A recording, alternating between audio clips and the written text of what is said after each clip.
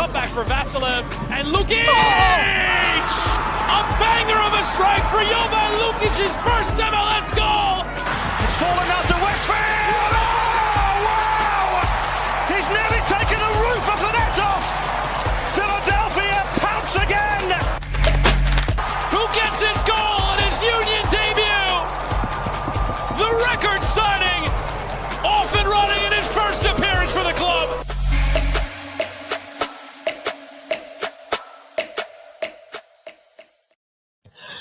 Hello and welcome to the Free Kick Podcast. My name is Todd, and your Philadelphia Union once again defeat DC United by a score of 6-0. And yeah, I think as excited as the fan base should be with a result as promising as it was last night against DC United, the big takeaway, at least in Bradley Carnell's mind, is all the injuries that the Union faced last night with Quinn Sullivan, Jeremy Rafanello, Wagner, and Indy and Vassilev. And we'll talk about those injuries. I know I saw a lot of people asking on social media this morning, injury updates. And as far as we know, there is no updates. And so we'll talk about those injuries here in a little bit. We'll go ahead and talk about Milan Iloski continuing to shine for the Union, his chemistry with Mikael Uhre. We'll talk about the adjustments Bradley Carnell had to make with his lineup once Quinn Sullivan was substituted out due to that injury. And then we'll go ahead and talk about 2 games remaining. Do the Union have what it takes to win out? Because they do. They finally do control their own destiny. If the Union win out, they will lift the 2025 MLS Supporters Shield. Did the Union have what it takes? 2 games remaining against New York City and Charlotte FC. We'll discuss that. And then I'm not sure. Do we have a blunder of the week? Maybe. We'll maybe throw something together at the end of the episode. But we do have a little bit of news to talk about. It's been 2 weeks now? Yeah, 2 weeks now since we last had a podcast. My plan was to give you guys a podcast while I was on vacation, and maybe this should be blunder of the week. We stayed at a new beach house, my family and I, this year, which I was super excited about. I was like, okay, we're going to have better TVs in here. We'll be able to watch the Union game. Come to find out, yeah, only some of the TVs in the house I was able to put Apple TV on, and wasn't able to just stream from my phone to the TV. And I just got the update that Orlando City just scored against Cincinnati, which is a game that means a lot for the Union tonight. For Cincinnati scoring with Denke in the 74th minute, and now Orlando City just score in the dying embers of the game, 96-minute goal. Yeah, I mean that is huge for the Philadelphia Union, and I'm sure you guys, like you have done the last couple of weeks, have given me updates on games when we're recording the podcast. But yeah, I wanted to stream the game, I couldn't. Found one TV that I could stream in the house, and then I tried to upload, different files that I record from the game into a Google Drive, and it was taking way too long to record. So I was like, if it's taking this long to record a 25 megabyte file, the podcast is going to take forever to upload. I don't even know if I'll have a stable internet connection to give you guys a podcast. So I was like, you know what? We're not going to do the show. Kyle and Jillian Almany, they did a show. I told you guys on YouTube, on Twitter. If you guys want your Philadelphia Union fix from New England Revolution and Columbus Crew 2, then check out Kyle and Jillian Almany's podcast episode, which, by the way, if you guys haven't checked out this wonderful article that Kyle Almany wrote for last week's Kisses for Kyle event that the Union hosted, which was really wonderful to see. I mean, the Union do such a good job with that event with the Fearless 43 members, and they really do a really great job just making those. Sorry, it was against Toronto. I believe, no, was it Toronto? I forget who it was. It was Columbus. I don't know. Union 2 won 2 games. I think it was Toronto FC 2 that they beat 2-1, and then obviously the Union beat New England. I'm looking at it. I don't know why I said Crew 2, but anyway, yeah, Kyle Omni had a really good article for that whole Fearless 43 event. And if you guys haven't read that article, I'll go ahead and leave a link in the description. Kyle went down, I believe it was on Friday last week, where the Union put on this event, had a whole bunch of different vendors that deal with that deal with childhood cancer. And Kyle Omni had a just fantastic article, just lifting up some of these organizations that are doing such a great job with childhood cancer. So I'll leave a link in the show description for you guys to go ahead and check that out if you haven't yet. Kyle did have links in the article as well for all the different foundations and organizations that partnered with the Union, where you guys can donate if you guys want to do that as well. But yeah, they had a fantastic podcast episode last week. And yeah, again, I do apologize that we didn't have a podcast, but we do have one, and super excited to go ahead and talk about this game. Really looking forward to talk about just a thrilling game. Reading your comments on here. Orlando, Jillian says, thank God, Orlando. Michael says, 1-1. Cole says, see, this is what I'm talking about. You guys always come in clutch when we do a podcast, when there's seems like a I wouldn't say a must-win game, but you got to keep your eyes out for that game that may or may not affect the Union. And yeah, you guys are keeping me updated like you always do.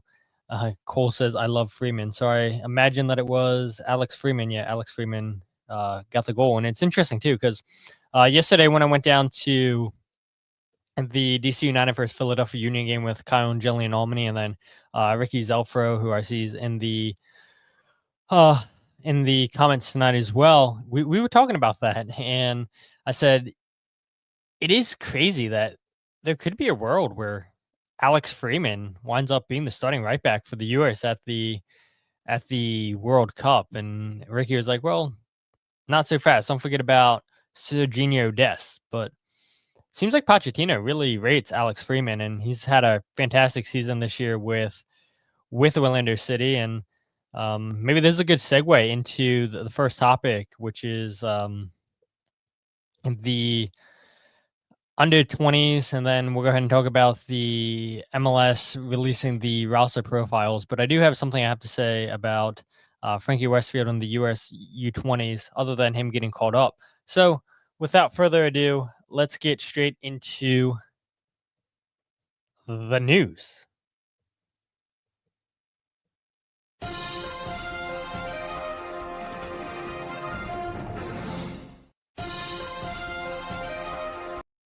All right, so the first bit of news that we want to go ahead and talk about is, like I said, Frankie Westfield getting called up for the U20 World Cup with the US. And man, whether it been myself on the podcast, whether it be with Jose Nunez, I mean, we've talked so much about the season that Frankie Westfield's had for the Philadelphia Union. And there's a guy, don't forget, that was moments away. I mean, he signed to go play at Penn State last year. Impresses so much with Union 2, gets a Union 2 contract, then it converts into a first team deal this season with the Union. And yeah, a couple of injuries in preseason to Nathan Harriel, Olivier Bizo, and Frankie Westfield was trusted by Bradley Carnell to fill in and play as a right back. And he's looked fantastic playing as a right back for the Union this year. And he's got plenty of opportunities with the U20s getting called up. And now he's going away. He'll miss a few games away from the Union, as he'll be representing the U.S. at the U20 World Cup tomorrow. The U.S. takes on New Caledonia at 7 p.m. I believe that game's on Fox Sports 1 or Fox Sports 2, but you can watch most of those games on Fox Sports, and then Univision, I believe, also is streaming games. But yeah, it's a huge honor for Frankie Westfield, and it's fantastic. It's fantastic to see Frankie continuing to just get these accolades and get these moments where he can absolutely shine and just continue to impress. And I think a lot of people in this fan base were unaware of who Frankie Westfield was a year ago, unless you were watching Union 2 religiously, because Frankie Westfield and CJ only had fantastic years for Union 2 last year, making it into the best 11, and big parts of why Union 2 made it all the way to MLS Next Pro Cup because of those two players. And so to see Frankie just look like he's been in MLS for years and years and years, it's it's good to see him get these accolades, to get these call ups, to play at these big stages. And it's interesting too because the last U20 World Cup for the US back in 2023, you had the likes of Quinn Sullivan, Jack McGlynn, and Brendan Craig all featuring in the World Cup for the US. And now Frankie Westfield becomes the latest in a really solid group. I mean, and the Union have done such a good job developing all these homegrowns. We all know it. The Aronson brothers, Mark McKenzie, Austin Trusty, the Sullivan brothers, Jack McGlynn, Nathan Harriel, Brendan Craig.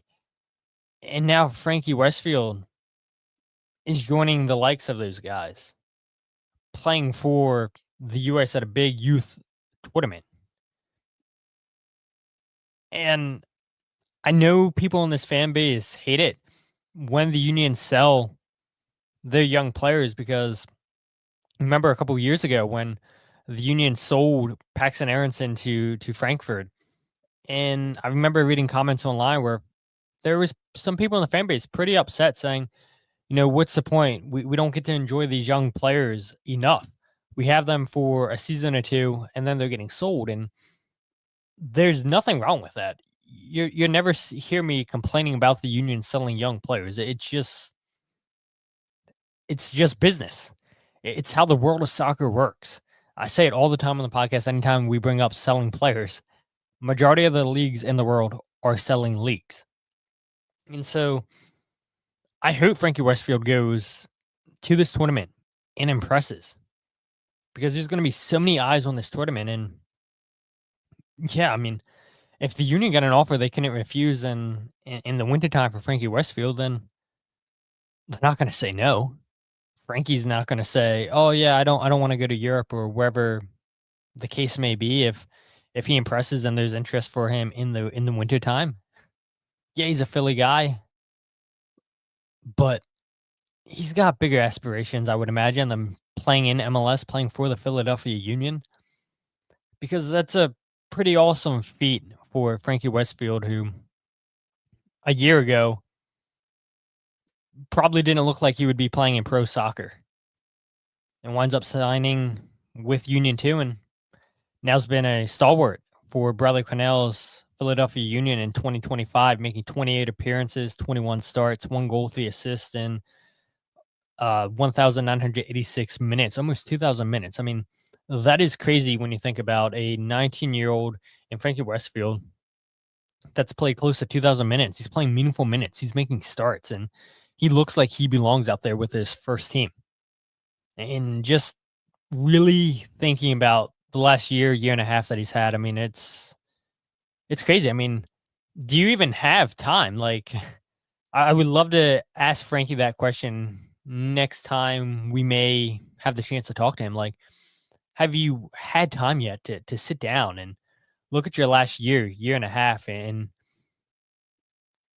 see just how fast this rise was? I'm sure Frankie would tell you that he's always believed in his abilities, that yeah, he's not surprised that all this is happening. But when you really think about it, when you look it out on paper, when you lay it all out, it's pretty special, and it's all happened so fast for him. And so, yeah, super happy to see Frankie get called up, and I hope he does well. I hope more eyes around the world get to know who Frankie Westfield is, just like, you know, people in Philadelphia have now come to know who Frankie Westfield is. And one thing, and this ties back into Alex Freeman, you see that people are doing the under 20 list for the best under 22 players in MLS, and it's 22 for 22. And a lot of those lists, which I don't agree with, I did not get a vote. I don't know anybody personally that got a vote for the under 22s,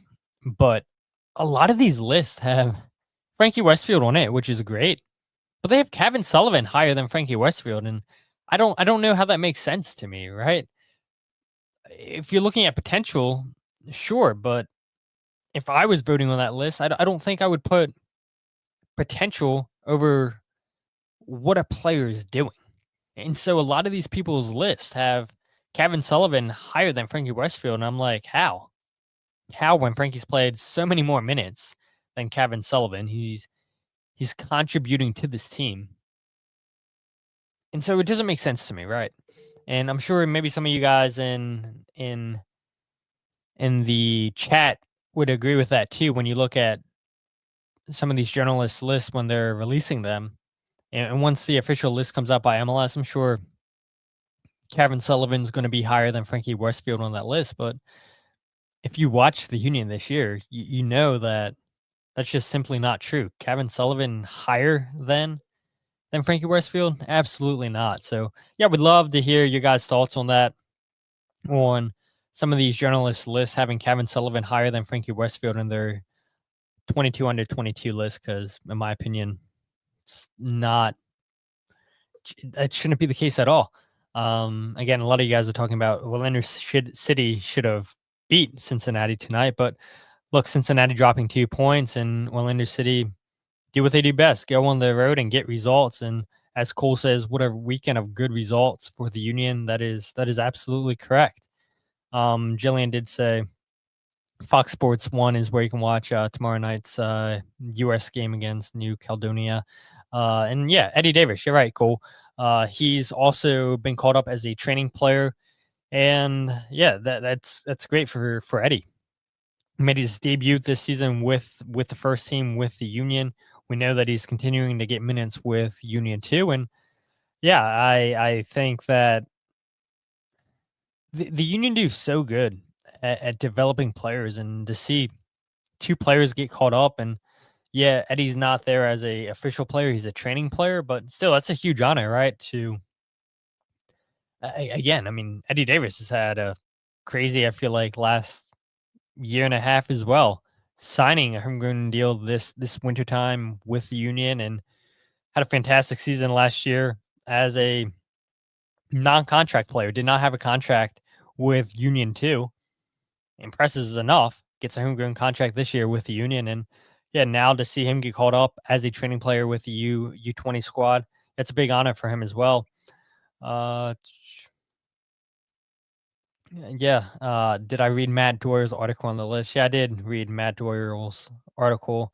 I saw a lot of people too putting Aloeti Makanya high up on the list, which they should. Makanya's had a fantastic year for the Union, and who would have seen that coming? And I don't think there's anybody in the fan base that would have seen Makanya having the season that he's had this year for the first team. But yeah, credit to Makanya for a fantastic season. I mean, I think on most lists, I think once MLS releases those official lists, Makanya should be a top 5 player, just because, look, I'll be honest. I think if Glavinovic doesn't get hurt, I think he probably winds up being the center back partnering Jacob Glesnes majority of the season. But he tears his meniscus, and in comes Makanya, and Makanya, for the most part, the season's look really, really good, and credit to him. I mean, it's just the way this team is. When players go down, players step up, and so Frankie Westfield, Makanya, and the list can go on and on and on. And so, yeah, this team, I mean, that's what you need for teams that are going to win trophies. You need to have that next man up mentality. I know that, and we're talking about the Quinn Sullivan situation. I was talking to Cord, I believe it was, on Twitter, and he was saying that he doesn't believe that the Union have a player that can kind of replace Quinn Sullivan if he is out for an extended period of time with his injury. But I would look at it as Milan Iloski is kind of that replacement for Quinn Sullivan, because Indy, who I know is also hurt, so we'll see how long he's out for. And we'll talk about injuries here in a bit. But yeah, I mean, there's just so many players on this team that step up when there's players away on international duty or players that are injured. And so you do love to see it. John says Kevin Sullivan markets well whereas Frankie plays well. So, yeah, but I don't think that those lists should be marketing ploys. It should be how you play. Because if it's marketing, then Kevin Sullivan should be in the top 3 because MLS loves putting him in articles. Everybody, I mean, I would argue you probably see more Kevin Sullivan jerseys in Subaru Park than you do any other jerseys, which is fine and everything. You're right. Kevin Sullivan markets very, very well. Sexy Hoagie says Vancouver goal differential made up for last night's win. Almost. Needed one more, right? Yes, you love to see it for Eddie. You're correct, Jillian. But yeah, Kevin Sullivan turned 16 today, by the way. Happy birthday to Kevin. Thank you, Jillian. Did not know that. Did the Union post about it? I'm sure they did. I'm sure they did. I am sure they did. But yeah, we shall see how this list comes out for the official MLS 22 under 22, and hopefully Frankie Westfield winds up higher than Kevin Sullivan, but we all know that it's not going to happen at all.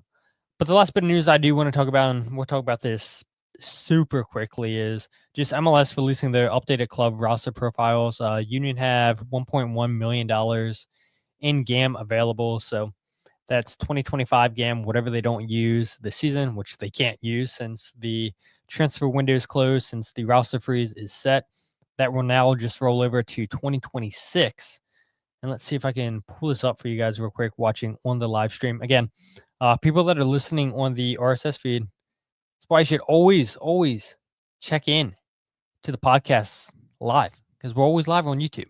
Always live on YouTube. I try to share videos. I try to share pictures, because I want people to come and chat with the lovely people that we have that join week in, week out. And I can't thank you guys enough for that either, because take time out of your day, your evenings, where you could be doing any other things, and you're sitting there listening to the podcast, you're commenting, and it means a lot to me. It really does. You guys, I say it all the time, but you guys really do make the show go so much better. So hopefully you guys can see this. If I need to zoom in, let me know. I'll zoom in more.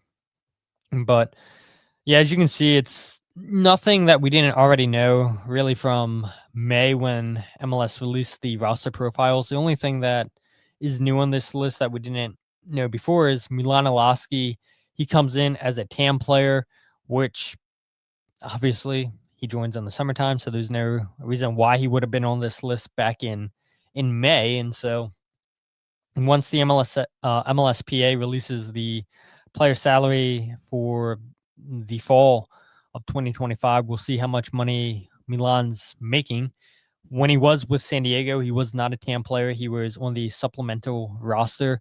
I believe he was making a little bit over $150,000 in San Diego. So to go from his place on the supplemental roster to a TAM player, I would imagine that he's making a significant amount of money. But what's interesting, what's worth noting about the $1.1 million that the Union have available in GAM that they can take over to next season is, if you look at the contracts that are guaranteed through the season, Mikael Uhre doesn't have an option for next season. The highest paid player on the roster, a little bit over $2 million.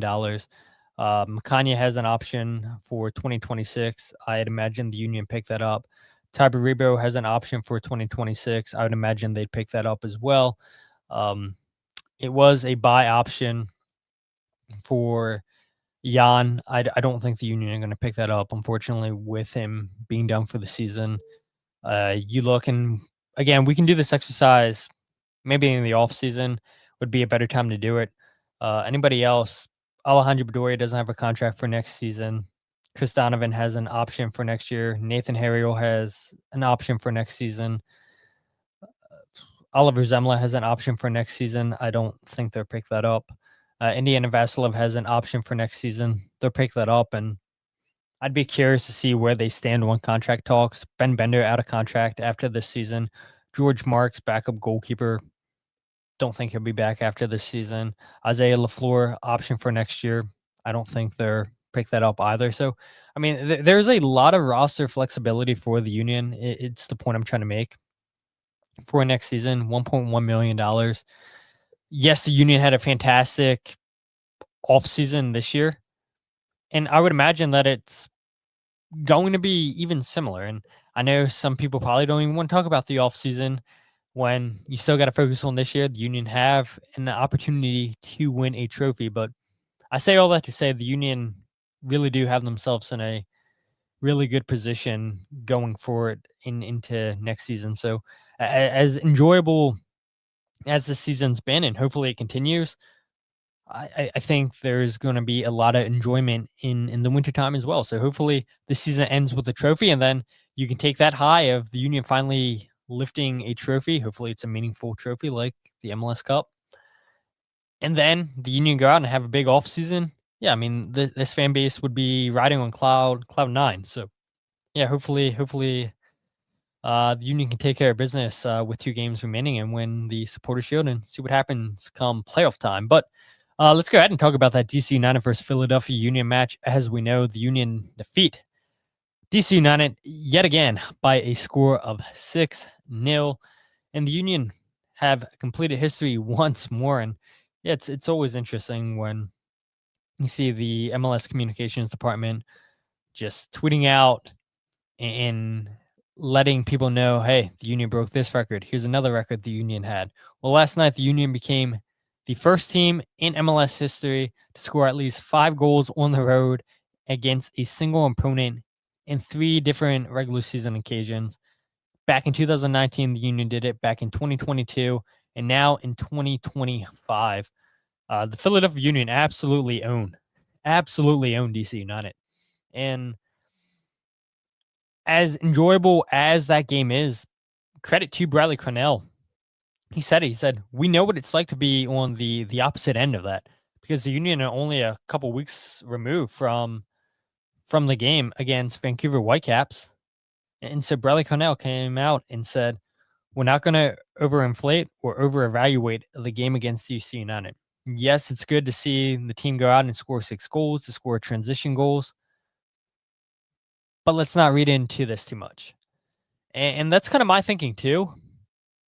And I would be curious to hear what you guys think, because we were talking in the press box yesterday how the Union need to come out and have a statement game.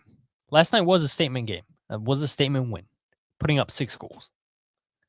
But DC United, and I would argue that this DC United team is worse than the DC United teams that we saw back in 2022 when the Union defeated them 6-0 and 7-0. This is a really, really, really bad DC United team. And you look at the stats, you guys have watched the games. Again, the Union struggled last week to create many chances against New England.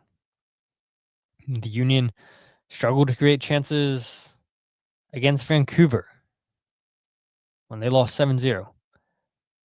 They didn't create a ton of chances against Nashville when they lost in the Open Cup. They create chances last night. 7 shots on target, 6 of them wind up in the back of the net. But can the Union do it against a New York City? Can they do it against a Charlotte? We'll see. I would feel a lot more confident, I think, in this team, which maybe sounds a little bit crazy that I'm not as confident as some people may be in this fan base, maybe in the organization. But there's been too many times this season where the Union, yeah, they look great at creating chances, but now if Quinn Sullivan's out for any extended period of time,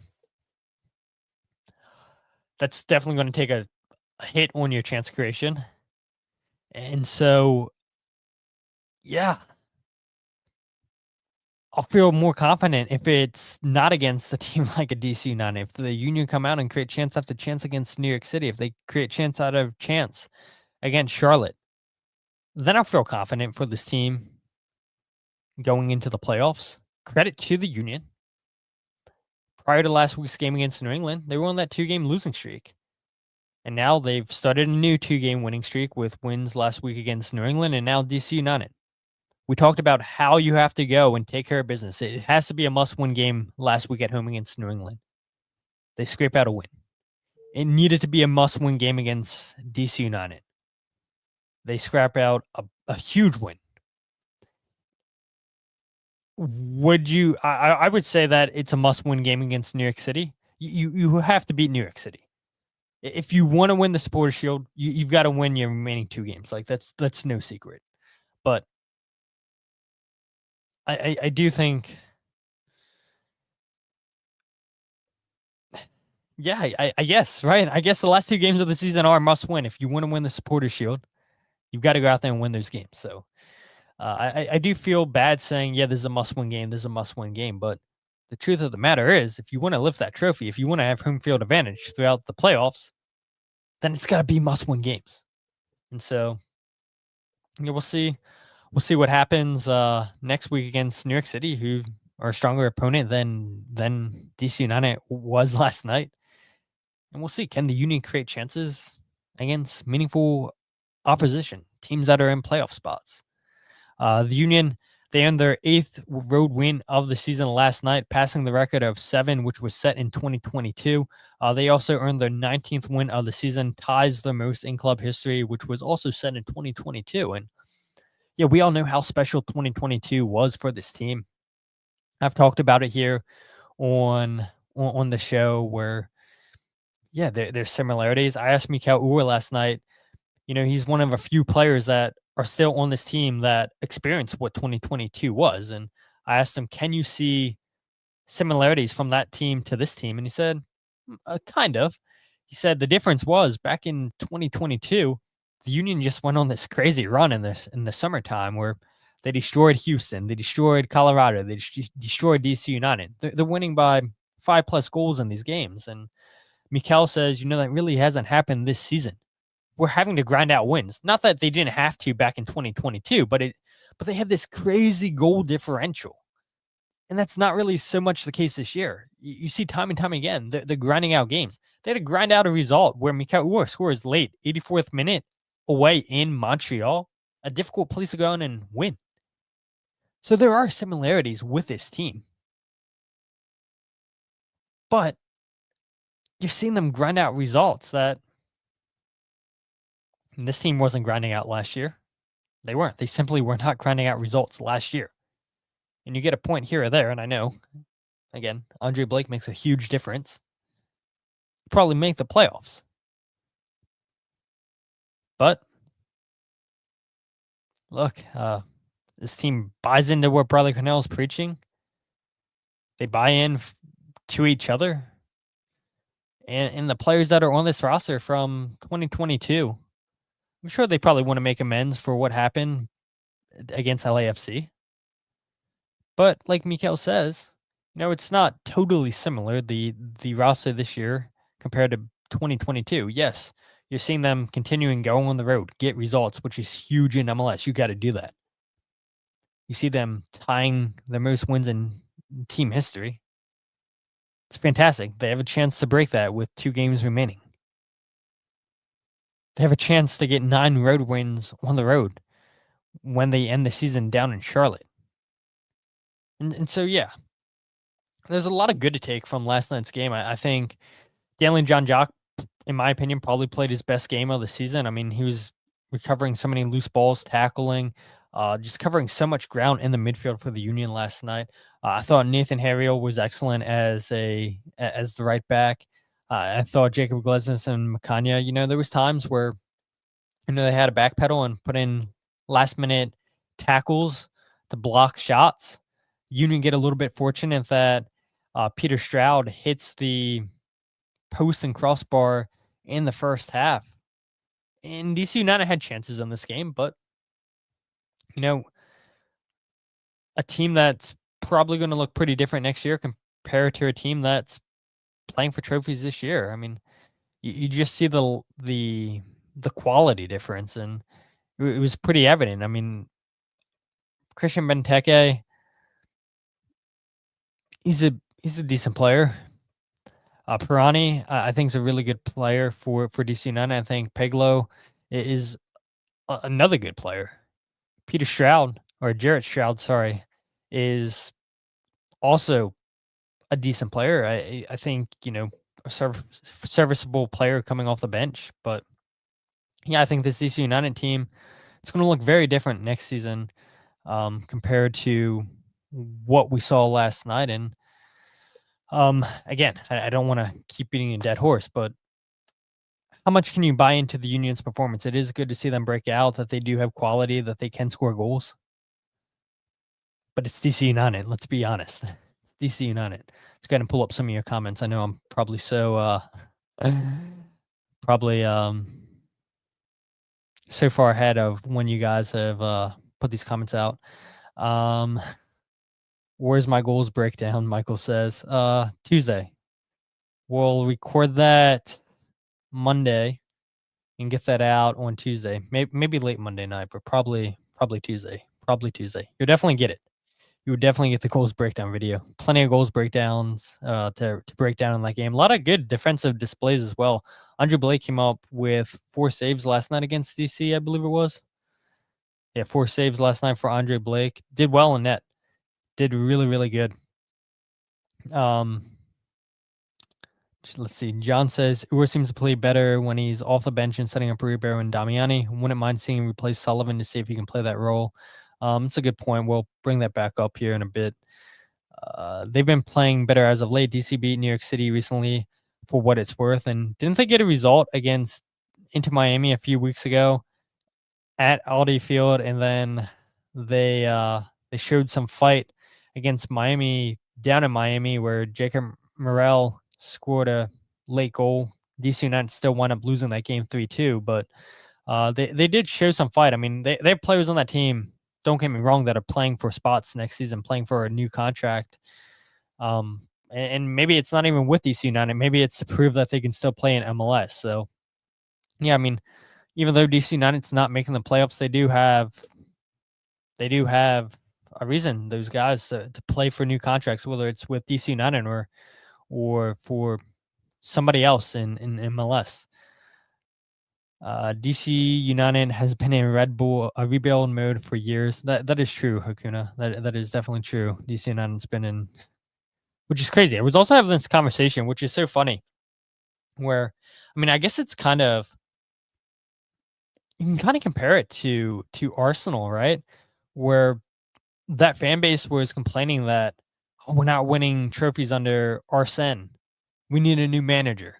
And it's the same thing with Ben Olsen, right? DC United fans were getting upset with them not winning trophies under Ben Olsen.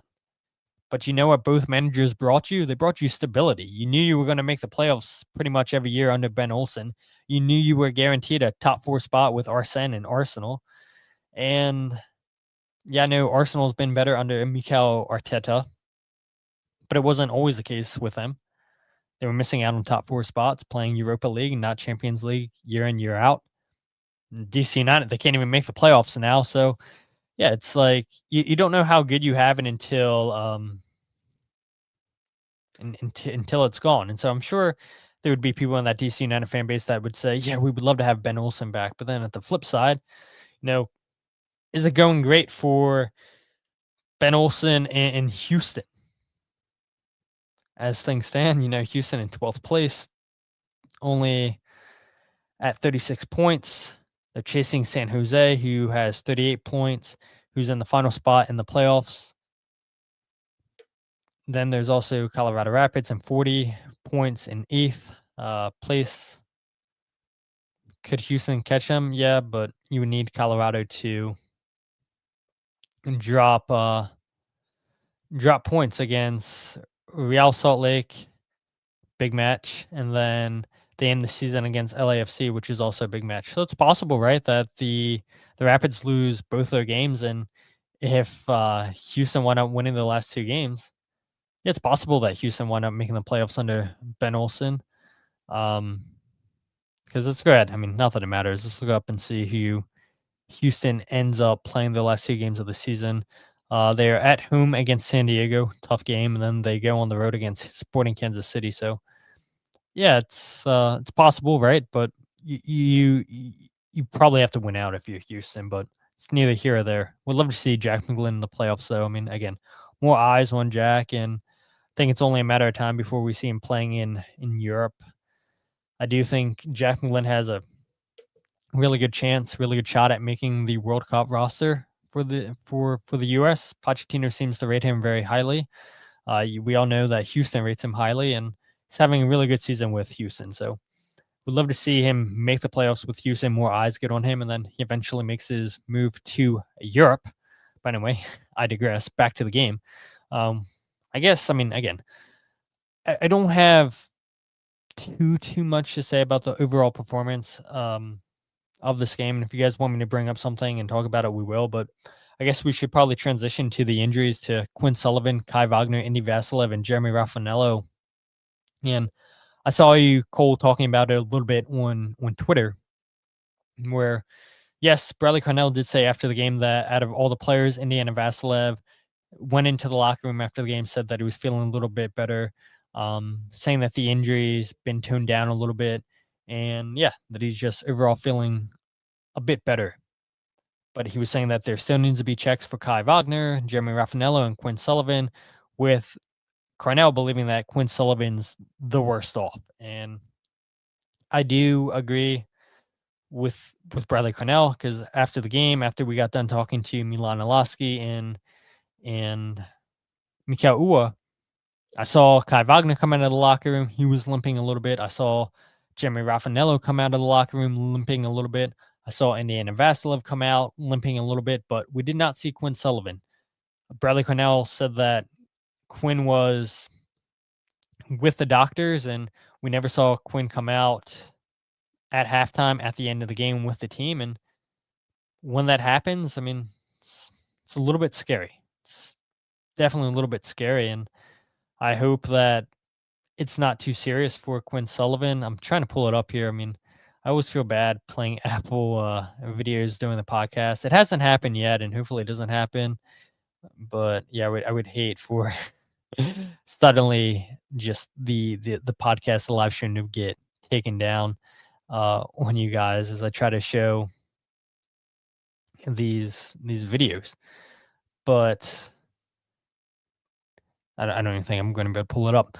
But yeah, I mean, you saw Quinn Sullivan exit in the 6th minute. It looked like a knee injury for Quinn.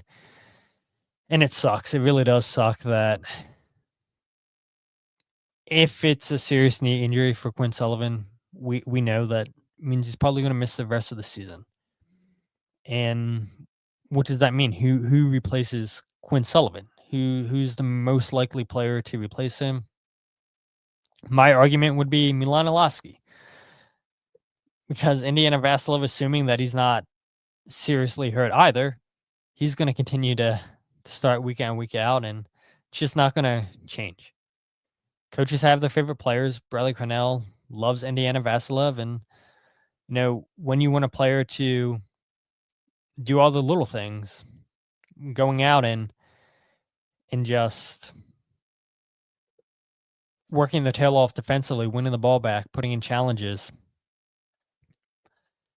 I can't fault the manager for that, because you're having a player play exactly how you want to play. And yes, as a fan base, as people in the media, yeah, we want to see Indy and Vassilev create more chances than he does. Gets 2 goals last night. Congrats to Indy for getting 2 goals. I mean, they're good finishes, running into space, attacking the half space. Indy does do a good job, and he does distribute the ball well. Little quick passes, runs into space. What he does last night multiple times against DC United. He's a clever player. He's super smart, knows how to read the game very well. But for me, I would just like a little bit more chance creation from Indy. And so I would imagine you're continuing to go with Damiani and Baribo up front. If Quinn's out, you drop Milan back in the starting 11 as a number 10 next to Indy and Vassilev, which we've seen this season already. And then you go from there. But here we go. I'll play the injuries to Quinn Sullivan right here. I mean, you can see in the 6th minute. So it's a challenge right here. Quinn goes and wins the ball back off of Peglow. And you can see lands awkwardly on his knee. And it's going to be another tackle right here coming up for Quinn Sullivan, where You really see him start grabbing one to his knee. So goes out for a throw in for the Union. Kai Wagner going to take the throw in. They say, nope, it's a DC United ball. Crazy that they said that came off of Nathan Harriel. And so you see DC United just try to play out of the back. And right here comes the challenge by Quinn Sullivan. It's a tackle. And then he just lays there on the ground. And yeah, unfortunately for Quinn, you see him in a lot of pain. And I didn't even see this. Jillian Almany pointed it out. When Quinn was running on the sideline, it seemed like Quinn was fine. And then Quinn was about to come in. And then he just collapses on the side of the field and can't put any pressure whatsoever on his knee. He's being just very, very careful not to put any pressure whatsoever on that knee. He's being helped by two people on the sideline. He's hobbling on one leg, and that's the rest of Quinn Sullivan we saw on the night. So hopefully we get an update sometime this week from Bradley Carnell at his press conference. And Jeremy Rafanello, again, it looked like a knee injury. Kai Wagner also looked like a knee injury. I'll go ahead and see if I can play that one for you guys as well. And then Indy and Vassilev, wasn't that a knee injury? I didn't see Indy get hurt. Maybe one of you guys recall when that happened in the game. I do not recall when that happened. If I did, I would go ahead and show it here for you guys. But yeah, a lot of injuries for the Union last night that was all knee injuries. And so you see Kai Wagner go up for a 50-50 ball against Eno.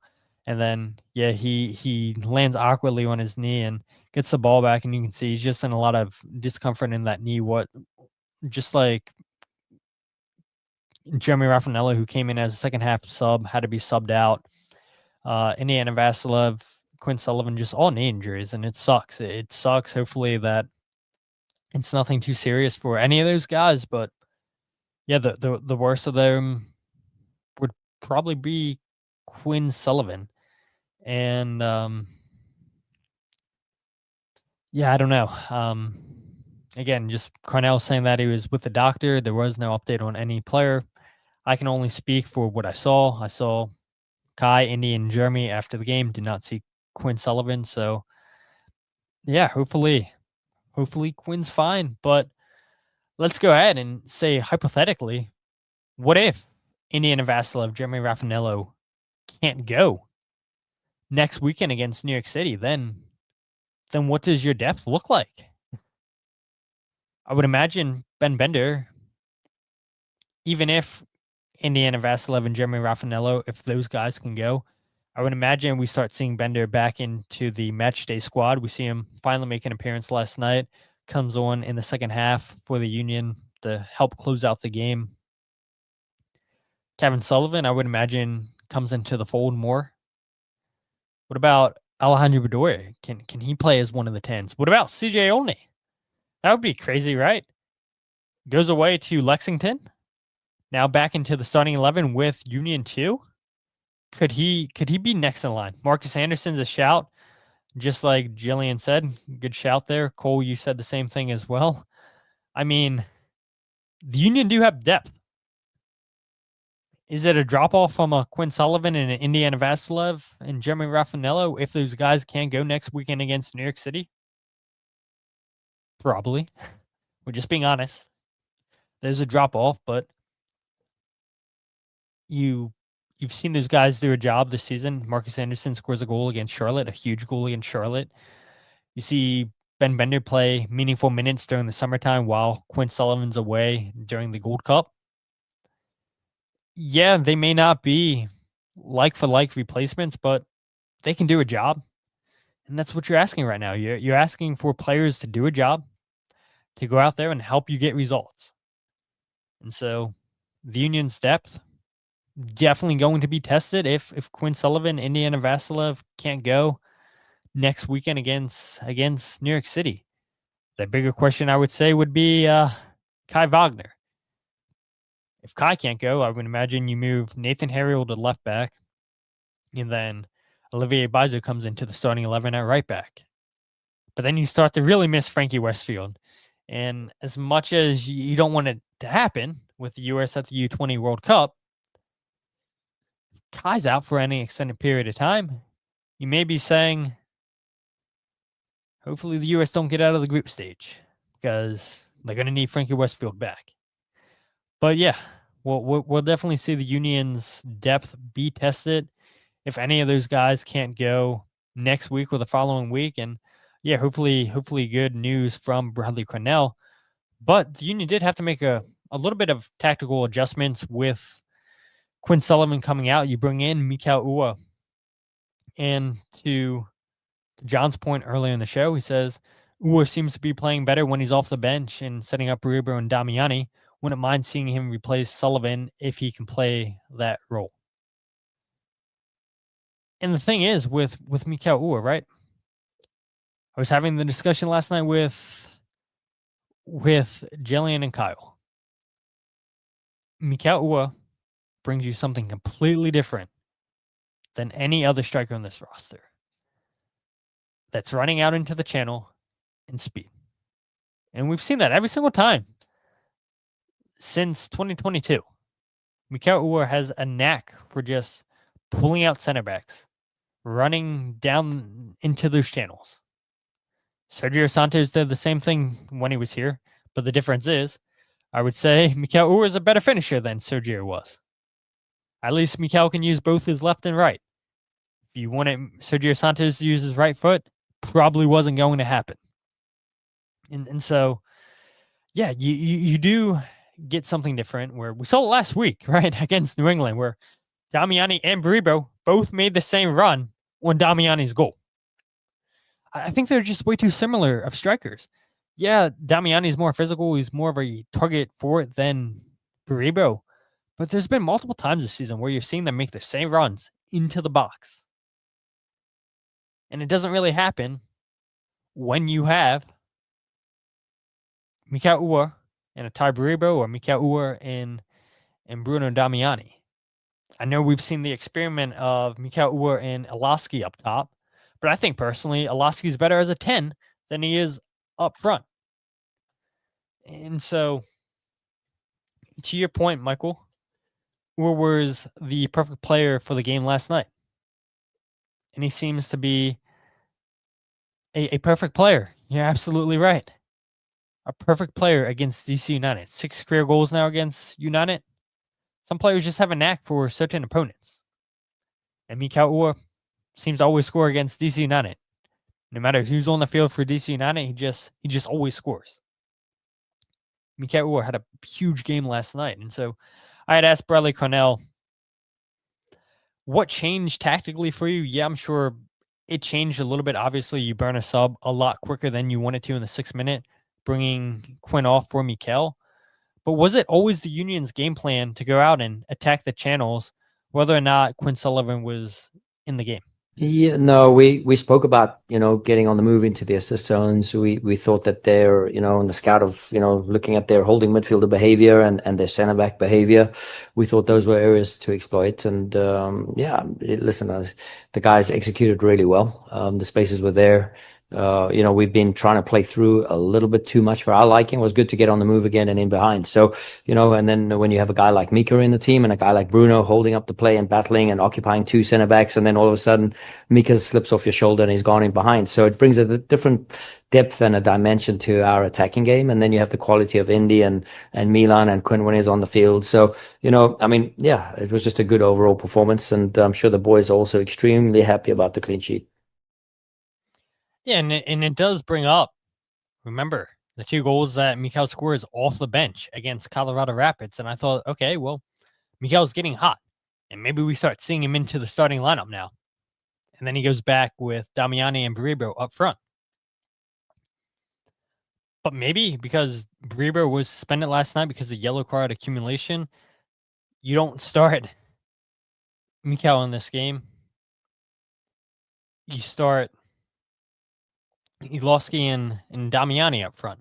And we didn't really get to see how that worked out because of the injury to Quinn Sullivan. Bruno Damiani seems to be getting hot. 3 goals in his last 4 games in MLS. You don't really bench him. Can you bench Bruno? Can you bench Baribo? I don't know. I wouldn't mind seeing Mikael Uhre start, honestly. I really wouldn't, because you heard Bradley Carnell say it right there. It's a pretty good partnership, it seems to be, between Bruno Damiani and Mikael Uhre. Uhre gets the assist on Bruno Damiani's opening goal. Iloski gets the assist on Mikael Uhre's goal. And it seems every time that Mikael and Iloski are on the field, it seems like they have really good chemistry amongst each other. We'll talk about that here in a bit. But man, when Mikael has those type of games that he had last night, it kind of makes you feel like he should be in the starting lineup. At least that's how I feel. Because let's face it, Mikael Uhre played majority of that game last night. Yeah, he came in as a sub, but it was in the 6th minute. And he made such a huge difference for the Union last night. Plays 77 minutes for the Union. Milan Iloski had a big game for the Union last night. Those two guys, I would say, were probably the stars on the night for the Union. Made a lot of difference. But then, knowing the career numbers that Mikael Uhre has against DC United, maybe that should bring up the question: why wasn't Mikael in the starting 11 from the get-go? It's a fair question. Wasn't asked.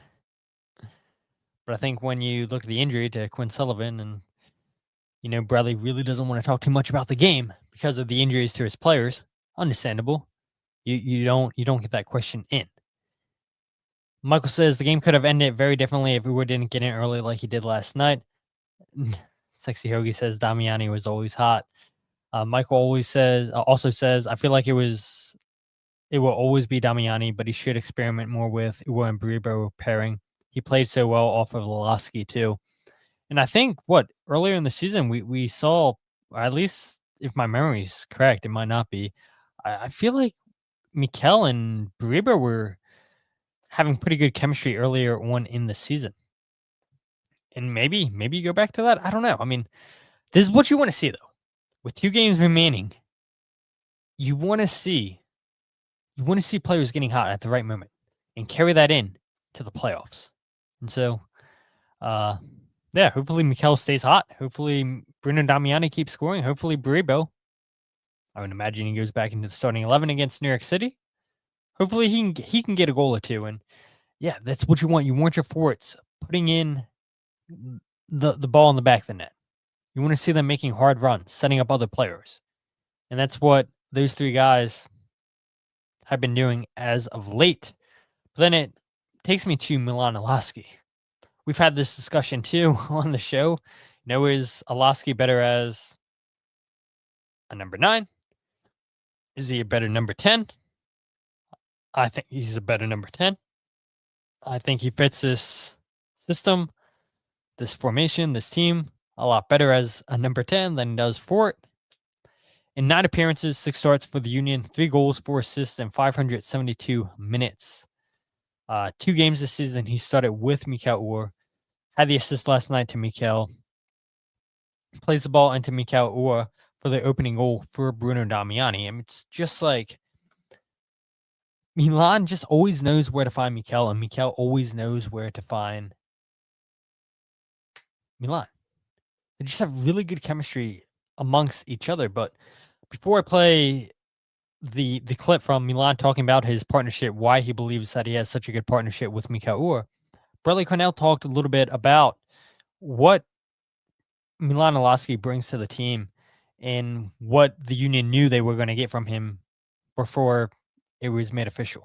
I mean, we knew exactly what type of striker or 10 Milan was. So, he played a lot of the time like the floating 9, with San Diego or at Nordsjælland in Denmark overseas. And we've seen a lot of good play between the lines. So with him dropping a tier deeper, he's able to impact and affect our transition play a little bit more, which then progresses our game. And a couple of times we've been pretty critical that we had breakages or stoppages in our transitional play as of late, and Mika's come in and Milan has just come in and filled that gap quite spectacularly. So He had a good goal contribution at San Diego. I think he's just hit the ground running in a system like ours, which he really enjoys. Yeah, and so that's why I say that, again, if Quinn Sullivan's out for an extended period of time, Milan Iloski is the ideal replacement for Quinn as the other starting number 10 in the system. But there is no denying that Milan has fit in extremely well with his team.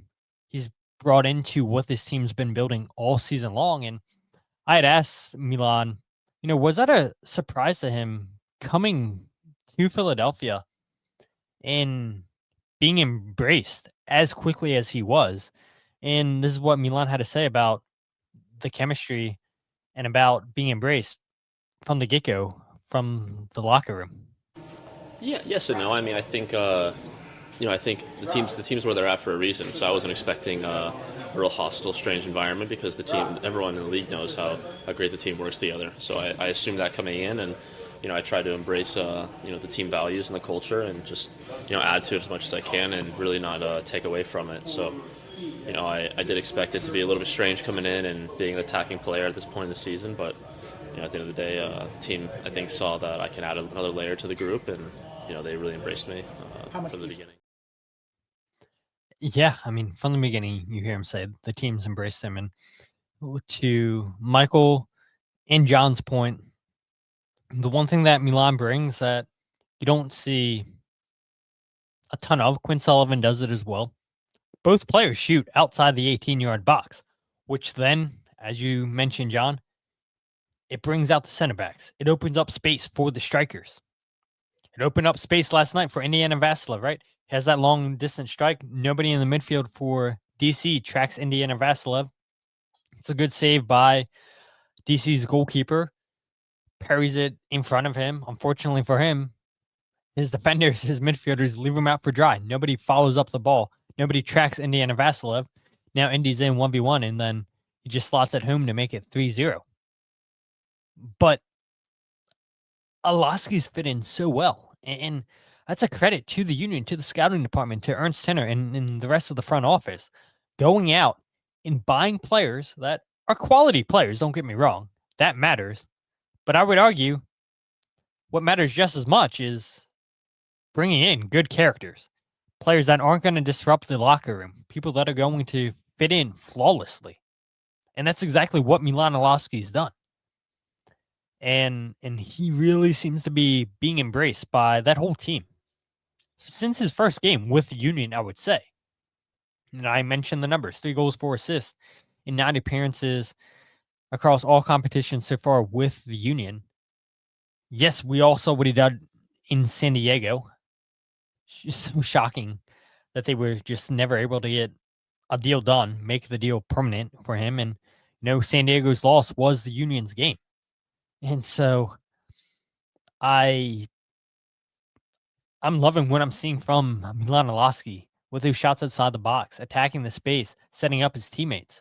And then that brings up the final clip I'll play for tonight is his chemistry with Mikael Uhre.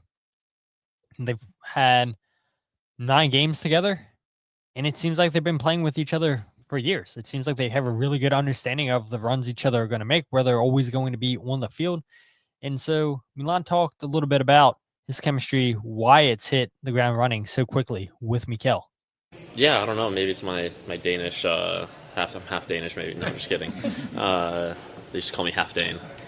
But no, I don't know. I mean, he's a great player, really smart player. So it's easy for me to play with someone like that.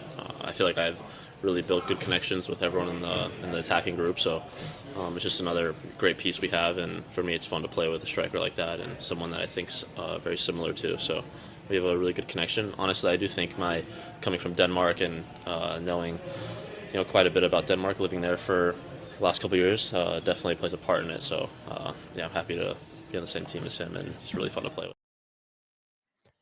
Yeah, I mean, overall, you guys can hear these 2 clips. Milan speaks. I mean, he's a great interview, gives you a lot. And yeah, I mean, he probably is right that he can relate to Mikael Uhre.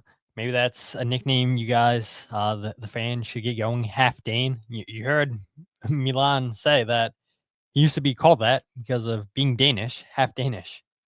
So can you guys embrace that nickname, the half Dane? Let's get it going.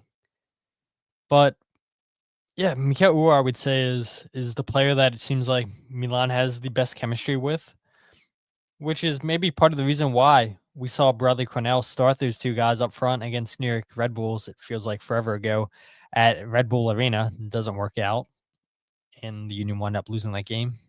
Don't have to go back and rewrite history. But yeah, it's the passing and it's the movement and just always knowing where each other's going to be on the field.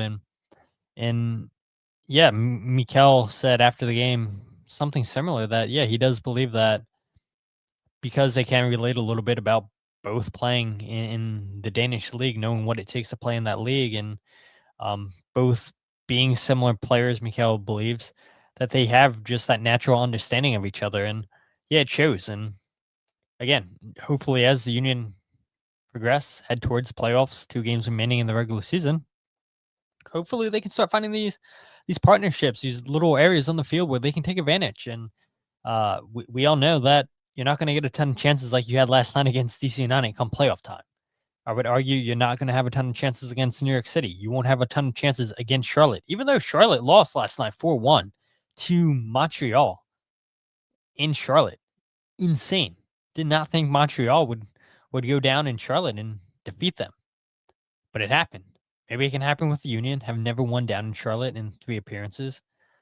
But again, you continue to get these guys hot. You hope it continues to come playoff time. And when moments when you need those hard runs from Mikael Uhre, when you need Milan Iloski on the ball, breaking down the defense, him quickly passing, running into the half space, running into spaces. Same thing that Indiana Vassilev offers. You hope that the Union can pull off those combinations and wind up with some chances in the back of the net. Chicago at home would love for them to tie at least. Miami playing at home, I meant. Okay, I got it. Yeah. The Little Mermaid is half human, and she is also Danish. Is half human, half fish, and she is also Danish. Sexy Hoagie just dropping the knowledge. I see why you talked about that comment, Michael, because Jason says if Miami drops points against Chicago Tuesday, Union win against New York City clinches the East and the Shield as no one can match the Union's 20 wins. Yeah, there's a whole bunch of scenarios where the Union can theoretically lift the Supporters' Shield on Saturday, but I don't know, that Charlotte game may become meaningful. I think it will come down to the last game of the season because that's what MLS wants, decision day. And so that's a game I'll be curious to see, or you guys listening to the podcast, whether it be live or people that are listening on the RSS feed. Are you guys going to travel down to Charlotte for that game if it comes down to if the Union win that, they lift the Supporters' Shield? Would you guys travel down there to go ahead and watch that? I'm currently trying to find arrangements to get down there because I do think that game is going to matter a ton. Yeah, the Union could theoretically lift the trophy one Saturday and then Sunday's game. I mean, 2 Saturdays from next, that game wouldn't matter in Charlotte.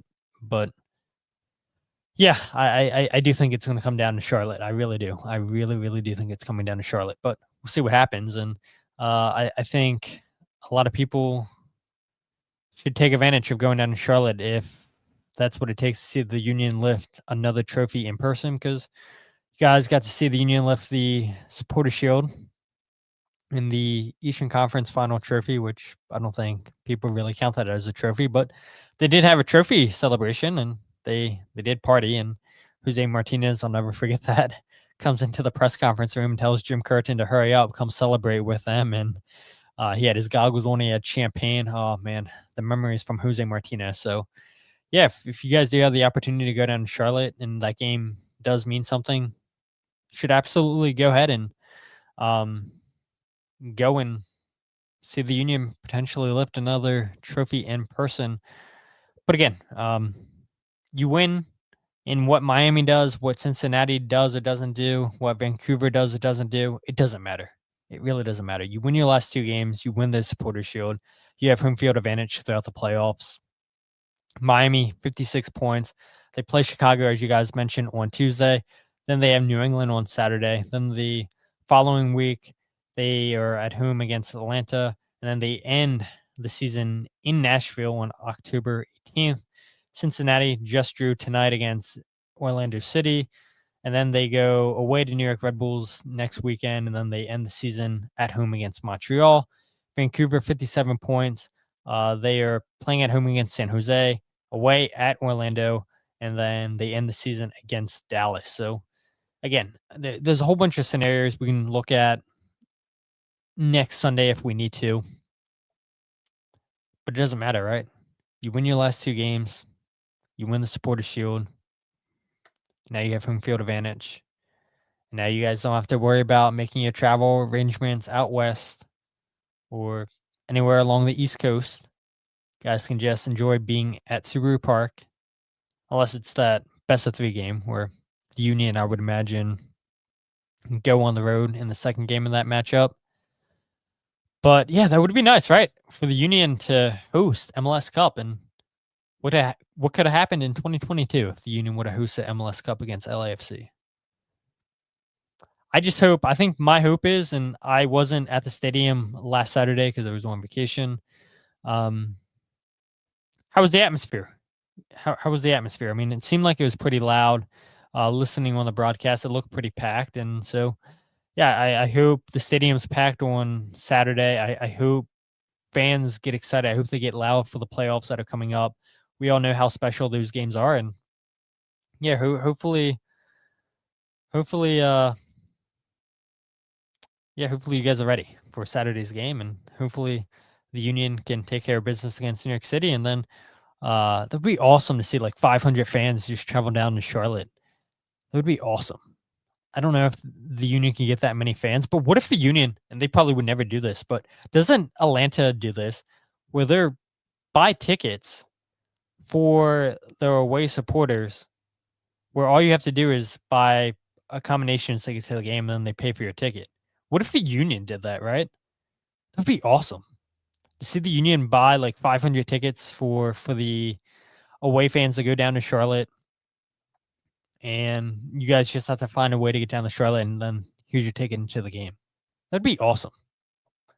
I wonder if they would consider that. I wonder. Questions to be asked. Questions to be asked. Let's speak it into existence, right? Because it's a meaningful game. And I think this organization realizes that it's a pretty big deal. You've never won down in Charlotte. It's a hostile environment. And if they could get a significant amount of fans down there, why not take advantage? Why not buy tickets? Just tell the fans, find a way to get down here. Here's a ticket into the game. And we'll see what happens. And maybe you guys get to see the Union lift another trophy in person that doesn't have an asterisk over it. But yeah, I appreciate all of you guys joining me tonight. Had a lot to talk about. No blunder of the week. It, I guess, could go to me for not giving you guys a podcast episode last week. But hey, look, it's not my fault. It's not my fault when I can't control how fast somebody else's internet is or is not. But yeah, thank you guys so much for keeping me entertained with all your comments. You guys are always the best part of the show. If you guys aren't following the podcast on Twitter, Instagram, or Facebook, follow at Free Kick Pod, wherever you get your podcast of The Free Kick. Make sure you subscribe. Check out the YouTube channel live, every single podcast on YouTube and Twitter, youtube.com/Free Kick Pod. And you can also check out the goals breakdown video on there. As Michael said at the beginning of the show, where is my goals breakdown video? Yeah, look for that to come out on Tuesday. Maybe if I get it, edit it, and record it quick enough on Monday, then maybe late Monday night. But shooting for Tuesday. And if you guys want to check out my writing, the podcast, or goals breakdown video all in one place, check out thefreekick.com/ I don't even remember what it is. What is it? The Free Kick. Thefreekick.substack.com is where you can check out the writing, the podcast, and articles all in one place. I'm distracted by your guys' comments talking about no blunder of the week. Like, you guys are giving it to me for no blunder of the week. So distracted. I'm sorry to disappoint, but I tell you guys all the time, if you guys have a blunder, if you guys have a nomination, there's plenty of places on social media where you can hit me up and nominate things. And this is true. Just put up a QR code. They just added that feature into StreamYards, who I use to record the live stream. They just added that feature. I don't know if you knew that or not, Michael, but they did. They did indeed just add that. So I think I can put that on the left-hand screen where you guys can just go ahead and take your phone and screen record, and I don't even have to do the spiel anymore for you guys. Yes, I do. Yes, I do. But that's enough ranting. I enjoy you guys being here every single time. Glad to be back, and we'll be back on Sunday with another podcast, hopefully talking about a Philadelphia Union victory against New York City. But with that said, my name is Todd, and this is the Free Kick Podcast.